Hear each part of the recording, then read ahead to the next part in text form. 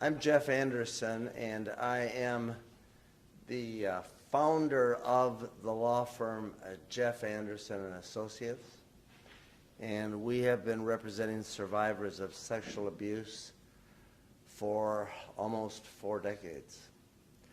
I'm here today with and on behalf of a very courageous survivor who has brought suit here in San Francisco, and we'll talk more about that.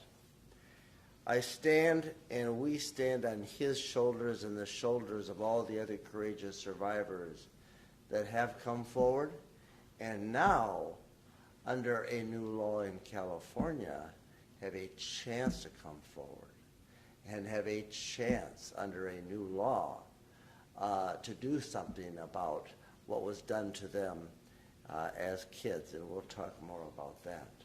I also want to acknowledge I'm standing here with my colleague, Mary Alexander, a lawyer that has been practicing law in the Bay Area for many, many years, and we and Mary's firm have been working together and representing the survivors for over 2 decades in the Bay Area here. Is that right, Mary? That's correct. And you'll hear more from Mary Alexander. I'm also standing with B. Mendoza, who is an advocate with our firm, and also will be addressing some of our comments and translating to Spanish, so we can have the Latino community know what it is that needs to be said about this new law. Also to B. Mendoza's right is Mike Finnegan. Mike Finnegan is one of the partners in our firm, Jeff Anderson and Associates, has been practicing here with us in California, and also had a very important role in architecting the law we call the Child Victims Act of California, the California Child Victims Act, that does now allow survivors of sexual abuse, the crime of sexual abuse, to bring a civil action against the offender that offended, raped, or abused any survivor in California, and also allows the survivor, the victim, to hold accountable any institution or organization that enabled or allowed it to happen. And that's what this lawsuit does. This lawsuit does identify as the plaintiff Robert J. Goldberg. Robert Goldberg chose to use his name. He did not have to. Under the California law, it could have been John Doe. He could have remained anonymous.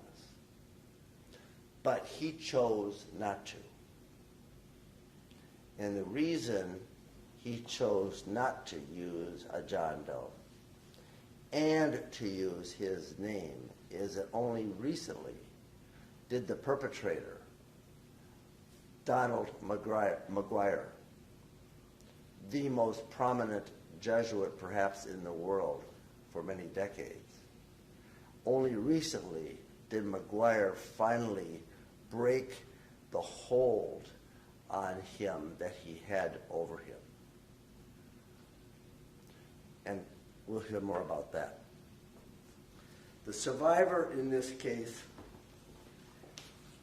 this is a picture of him, and we call him Bobby. And this is him and the perpetrator, Donald McGuire, when Bobby was 11 years old. And it was for years that after the age of 11, after grooming him, that he continued to abuse, to rape, and to cause this then child grievous harm.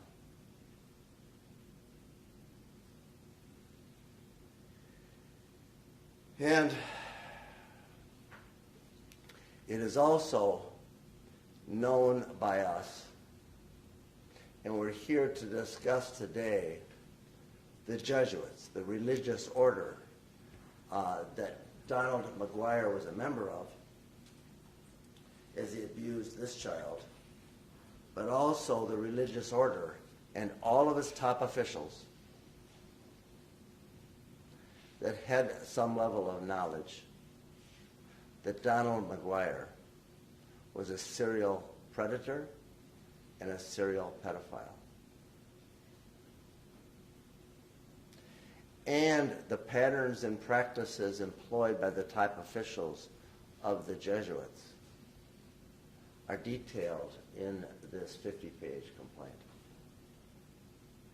Their knowledge of Donald McGuire as he roamed the landscape worldwide, not just in California, not just in the US of A, but worldwide, is detailed, and reports began to surface to the top officials in the early 1960s.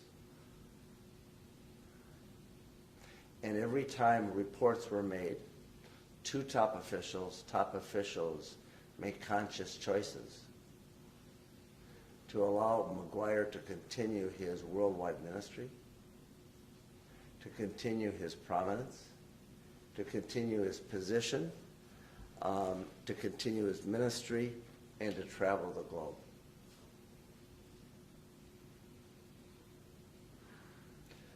Donald McGuire, and Mike, hold a picture up of him, became so prominent that he created his own ministry,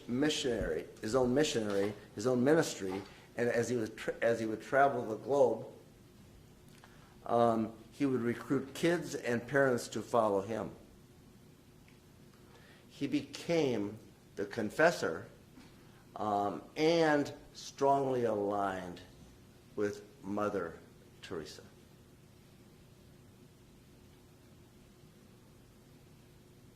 For many years, I have stood and talked about how top officials in the Roman Catholic Church hierarchy in California and across the country have been complicit in and have had actual knowledge of serial offenders such as Donald McGuire. This is the first time we've had a saint implicated, and it brings me no joy to talk about that here today. But we need to. First, let's talk about what the conscious choices made that were made by the top officials, the members of the Jesuit order, who were called provincials. Provincials are like the top bishops. And detailed here and in the complaint, reports began to surface in the 1960s. In 1964, the provincial in Chicago, John Connery, had knowledge of his relations. That is McGuire's sexual conduct and rape of kids in Austria.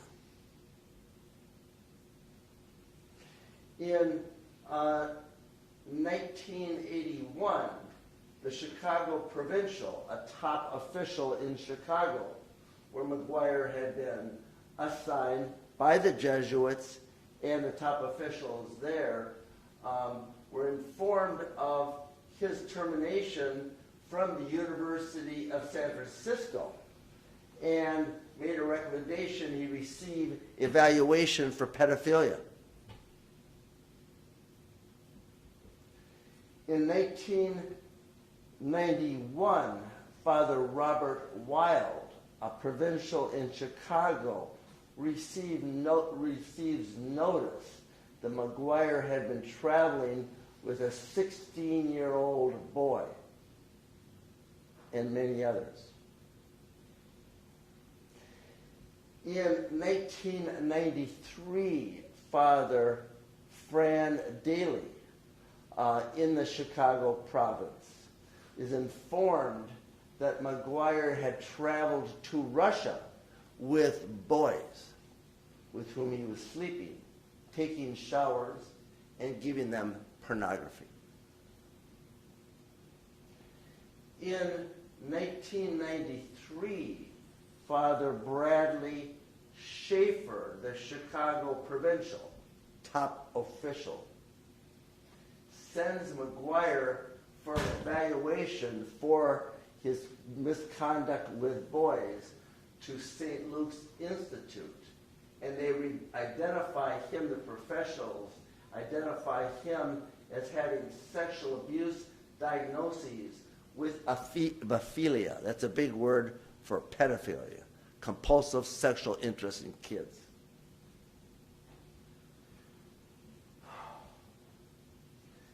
In another provincial, Father James Geschwin heard from the mother of a McGuire victim in 1995 that her son had traveled with McGuire for several years, and she saw McGuire touch her son and complained of it.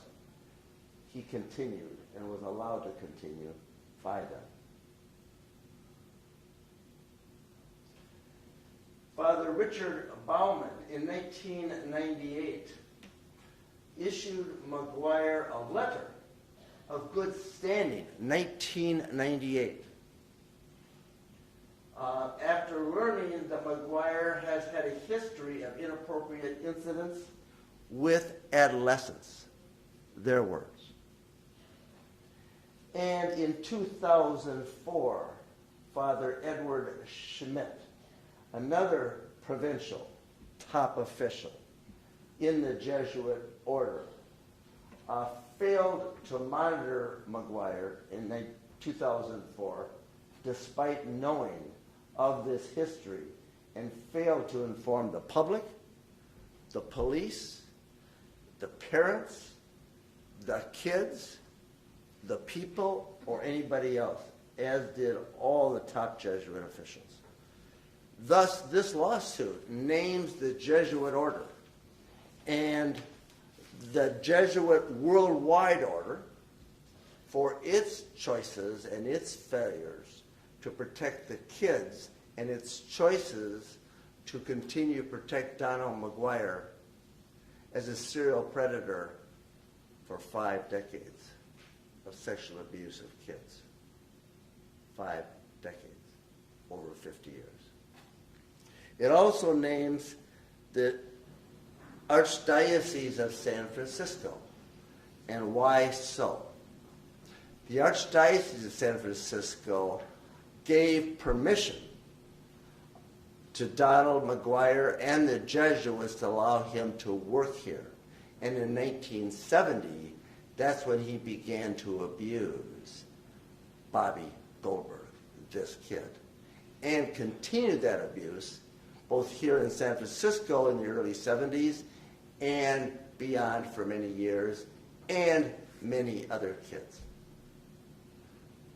So the Archdiocese of San Francisco bears and shares responsibility under the law, and allows this survivor to bring this action against the Jesuits worldwide, the Jesuits in the US of A, the Archdiocese of San Francisco, and the organizations that made the conscious choices to allow this serial predator to roam the landscape worldwide.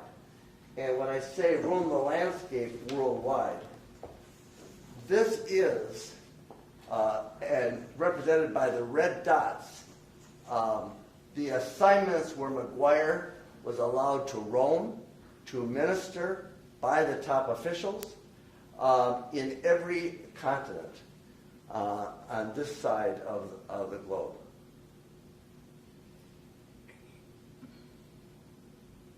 There are hundreds of assignments where McGuire was allowed to minister and violate the innocence of children. This has been, and in my 37 years of this work, the most massive worldwide cover-up of sexual abuse by a serial predator I may have ever encountered.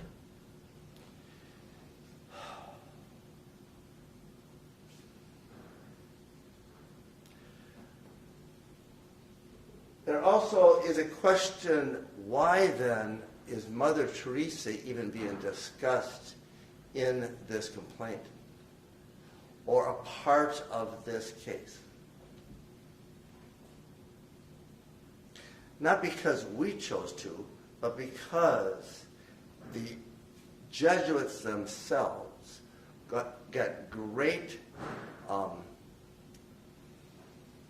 the Jesuits themselves received great acclaim and support from Mother Teresa and the Missionaries of Charity, her order.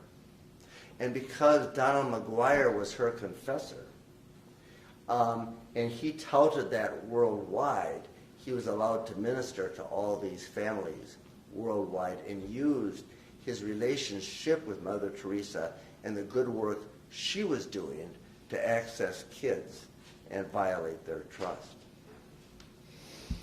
And in 1994, Donald McGuire is sent by the top officials to another treatment center called St. John Vianney because of sexual abuse of kids. And there he is being investigated again by the Jesuits and interviewed by a Father Hardin. And in the documents and detailed in the complaint, Father Hardin meets with Donald McGuire.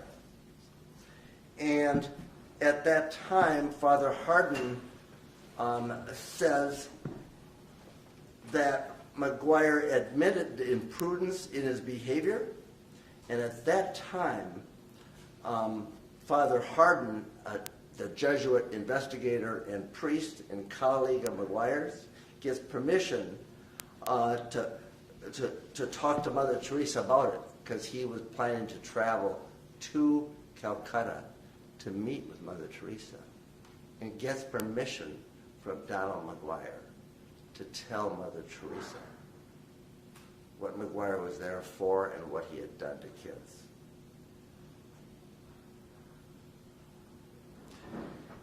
And then in a letter from Mother Teresa on the stationery of the Missionaries of Charity, her religious order, she writes to the provincial, to the head of the Chicago Jesuits. She writes on February 2nd, 1994. Father Hardin said that Father McGuire admitted his behavior, and then she writes, "We, in the Missionaries of Charity, will do all in our power to protect him and the priesthood of Jesus Christ, which he bears, when he once more takes up his mission with us." He did, Donald McGuire did, after this letter was sent by Mother Teresa to the Jesuits, and after the Jesuits, knowing all this, did allow that ministry to continue. And in that same letter, Mother Teresa writes to the Jesuits, I am full of hope that you will send Father McGuire to continue his ministry to the Missionaries of Charity as soon as is possible. He is most welcome in Calcutta or any house of the Missionaries of Charity throughout the world. And so it is with sadness and sorrow that we bring these suits. And we even discuss Mother Teresa's role in it and all the top officials in the Jesuits for 5 decades. But it's also with great gratitude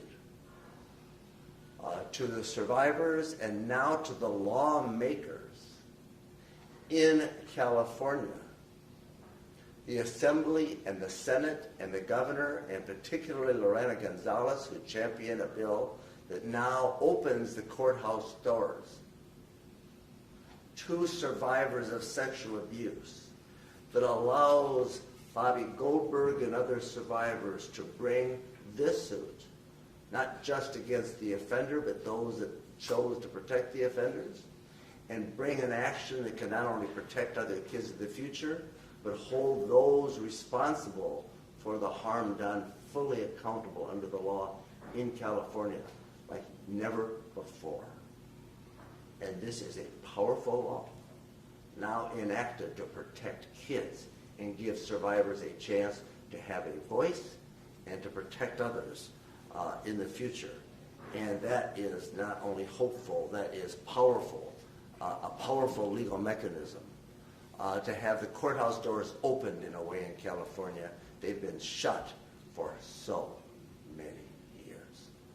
And so Mike Finnegan, you had a hand in this and in supporting this law and the language around it.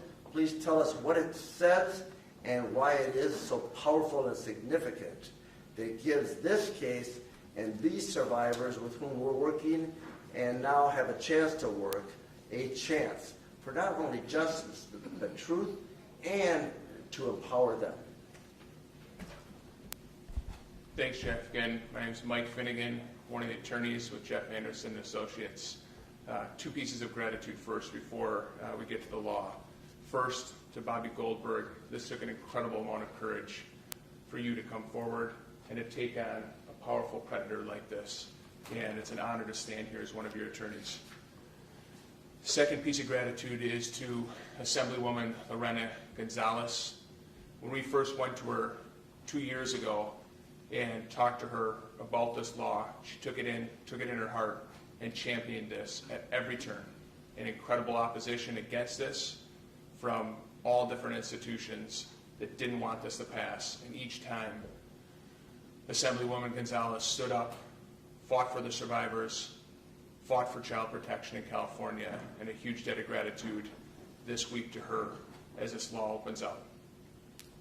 Assembly Bill 218, the California Child Victims Act, does three major things that radically change the field in California for survivors of child sex abuse.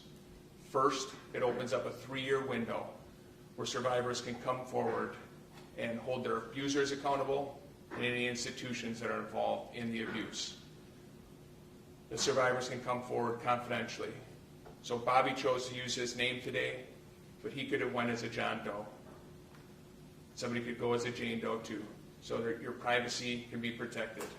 For the next 3 years, it doesn't matter how old you are.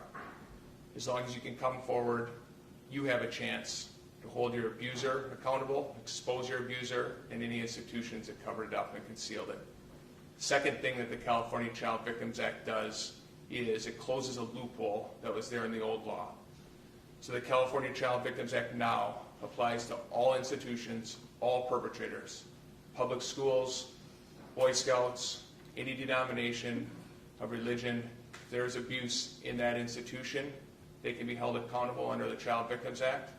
Any abusers, be it a father, stepfather, anybody can be held accountable under this law. That's the second important thing. The third important thing about the Child Victims Act in California, it is the first time in the country that there's ever been a law that provides for treble damages. That's 3 times any damages that are awarded in the case if there's a cover-up of child sex abuse. That hasn't been done anywhere in the country. And what that last provision does, and what that means, is that's a dire warning to any abusers out there and any institutions that have covered up and concealed child sex abuse.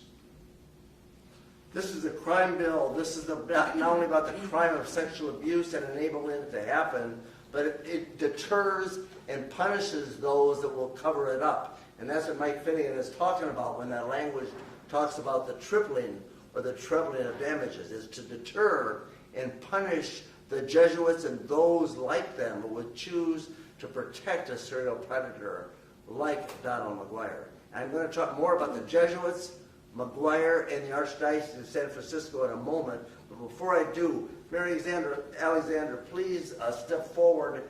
And I'd like to first, just by way of introduction, you and your firm have worked with us and our firm here in California in working with survivors of sexual abuse and civil litigation for over a couple decades. That's right. And so, as a prominent lawyer in the Bay Area here, tell us what the significance of this case is and the significance, as you see it in your experience, of this new law that gives survivors a chance for hope, help, and healing. Thank you. I am Mary Alexander. My office is in San Francisco, Mary Alexander and Associates, but I do practice throughout the state of California and have practiced with Jeff Anderson for over 2 decades at least. And we have handled together childhood sexual abuse cases. My office does other personal injury, but Jeff and I have joined together on cases of importance in the childhood sexual abuse area. We have, in this law, it is a great moment in time of very great importance and of historical importance to have this opportunity for survivors of childhood sexual abuse to come forward to hold accountable the institutions and the predators, to seek justice for what happened to them, and to help make sure it doesn't happen to other children, that we stop childhood sexual abuse in the state of California. Thank you. Thank you, Mary. I'd like to say a word more about first Donald McGuire. He's dead. He died in 2017. He first came onto my radar when a survivor reported to me in 2002 that he had been violated by him in Chicago at Loyola. And at that time, I did not know who McGuire was. A little research revealed that he was prominent, but I had only that report, and I stood with that survivor in Chicago and did a press event exposing McGuire then for the first time. As a result, other survivors came forward. And we were able to get some information, but because the statute of limitations prevented us from excavating the true history, McGuire continued, and we couldn't do anything about it.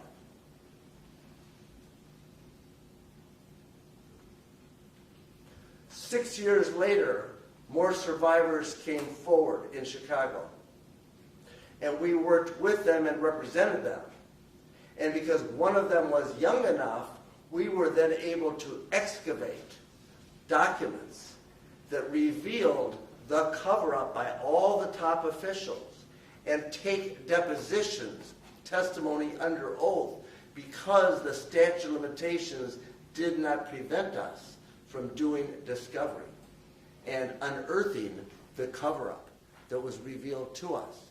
And it was that body of evidence that we developed in 2007 and 2008 about the Jesuit cover-up of Donald McGuire and his predatory history that allowed us and the survivors to report him to law enforcement. And as a result of those reports made by these survivors and us, Donald McGuire was prosecuted in Wisconsin, and he was also prosecuted in Illinois, in state and federal court, and went to prison, and he died there.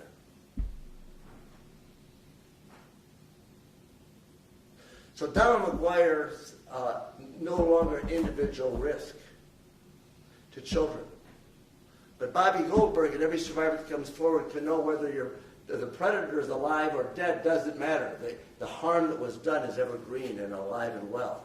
And it is the practices and it is the reckless choices made by the top officials and, in this case, the Jesuits and the Archdiocese of San Francisco that are so perilous. Because it is time for the Archdiocese of San Francisco and the Jesuits to come clean. To name all the offenders they know, like Donald McGuire, that they gave safe harbor to, that exist, past and present, and to come clean with all the top officials who were complicit in that.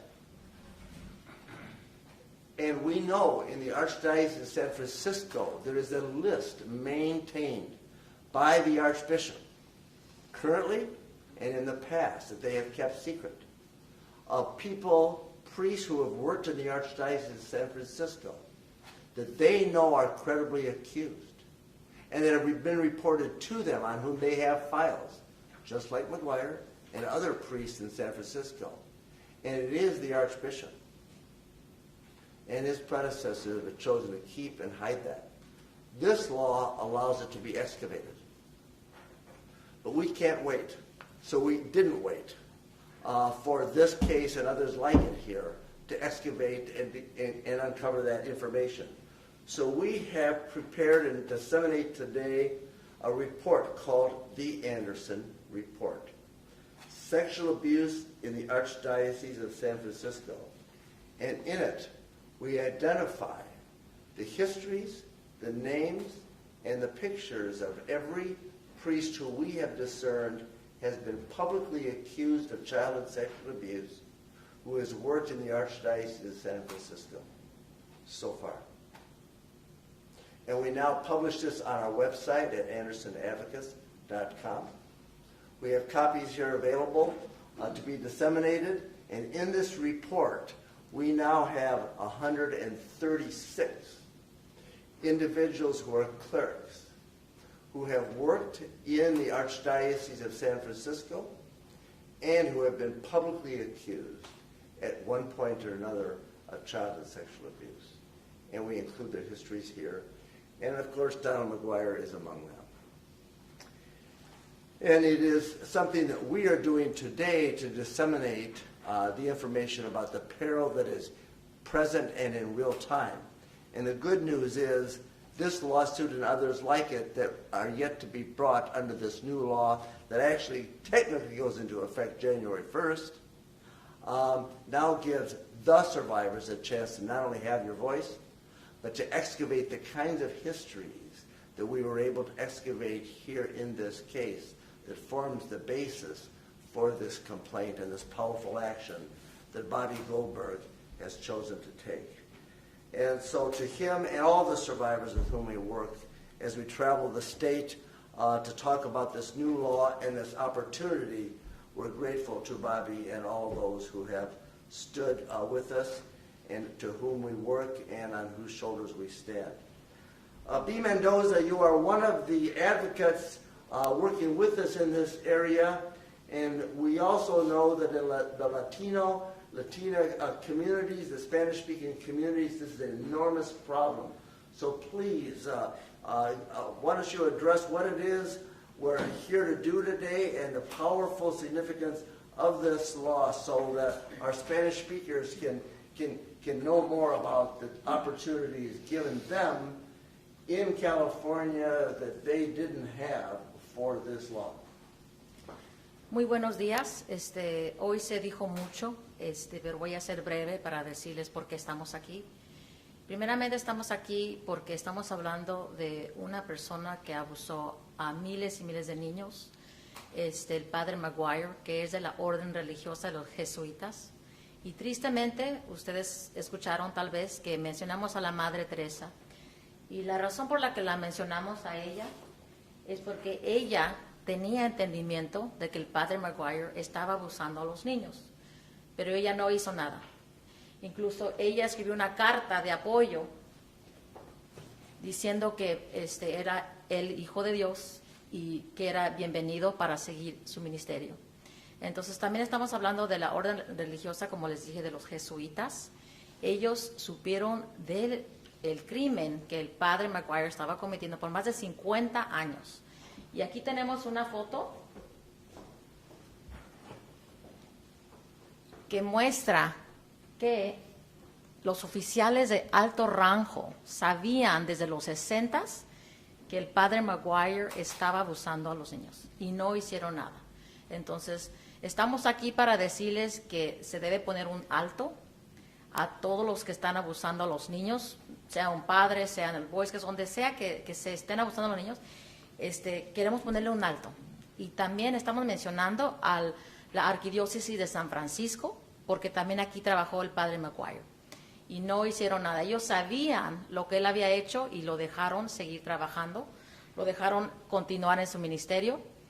La Arquidiócesis de San Francisco no ha dado su lista, pero el reporte Anderson el abogado Jeff Anderson, sí tiene un reporte. Y en ese reporte están 136 nombres de padres que han sido acusados, o miembros del clero, que han sido acusados de violaciones en contra de los niños. Es un crimen y nadie hizo nada. Entonces estamos aquí para decirle a la Arquidiócesis de San Francisco que sean responsables, que den una lista y que den el paradero de todos los que han sido acusados de abuso sexual.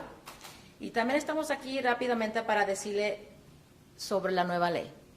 La nueva ley que protege a las víctimas de abuso sexual infantil. No importa cuándo ocurrió el abuso. Esta ley de 3 años se abre el 1 de enero hasta el 31 de diciembre de 2023. Tienen 3 años. Como les dije, no importa la edad, no importa cuándo ocurrió el abuso. Ellos pueden meter una demanda en contra de su abusador y en contra de las instituciones que encubrieron este crimen. Entonces, esa ley es algo muy importante que quiero que entiendan, que también pueden recuperar daños por el encubrimiento a el abuso. Entonces, muy importante, 3 años, no importa cuándo ocurrió el abuso, no importa la edad de la víctima. Entonces, por favor, corran la voz, es muy importante que sepan eso, que ya le hagamos un alto al abuso sexual en contra de los niños, porque es un crimen, y esta nueva ley le va a dar una voz a los sobrevivientes, le va a dar una oportunidad y va a posiblemente a que los abusadores de niños pongan un alto, porque ya no más. Esta ley va a proteger a las víctimas. Gracias. Thank you, B. Mendoza. Let me just conclude by stating that the California Child Victims Act gives survivors of any kind of abuse the opportunity to expose, to sue his or her offender, and to expose and hold accountable any institution or organization that allowed it to happen. We and our team are traveling the state of California, filing this case and others against the religious orders, the Jesuits, and the Catholic bishops across the state of California. And why are we starting here and with them? Because for 30 years, we've been working with courageous survivors in California and across the country, and we've developed a body of evidence that demonstrates conclusively that they are making conscious choices in real time, that is today and in the past, to protect themselves and their reputations at the peril of children as we speak, and to the grievous harm of those that have been hurt, now suffering in silence. And so we have chosen to go after them first because of the body of evidence we've developed about the dangerous practices they choose to employ. And that is demonstrated by the Archbishop's conscious choice not to release the names of the offenders. So we implore you to do it. And it's time for the truth.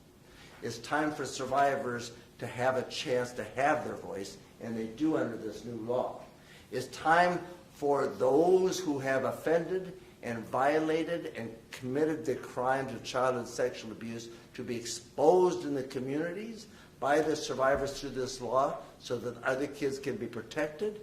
And it's time to hold those that made the choice to protect the offenders fully accountable so that kids in the future can be protected.